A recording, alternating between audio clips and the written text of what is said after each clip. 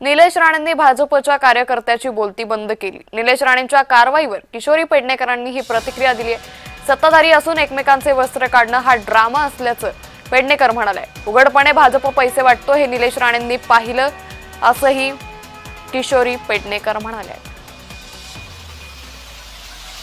जब तक भाजपा अपना पक्ष बढ़ाने के लिए किसी की बात सुनने वाला है नहीं, वो उनको लगता है पूरा देश में हमारा ही राज चले।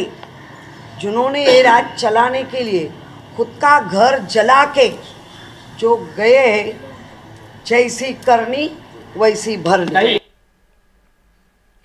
काँग्रेसचे नगराध्यक्ष पदाचे उमेदवार निवडून येणार। पृथ्वीराज चव्हाणांनी हा विश्वास व्यक्त केलेला आहे। उमेदवार झाकीर पठाणांसह 14 उमेदवार प्रचारासाठी मैदानात आहे। तर या निवडणुकीत इतिहास घडेल असंही पृथ्वीराज चव्हाण यांनी म्हटलेलं आहे। कराडकरांनी माझ्यावर प्रचंड प्रेम केलेलं आणि त्यामुळे त्यांचे आभार व्यक्त करायला मी आलेलोच आहे। परंतु आज आमचे उमेदवार झाकीर पठाण हे थेट नगराध्यक्ष पदाच्या निवडणुकीत उभे आहेत। ते निश्चित निवडून येतील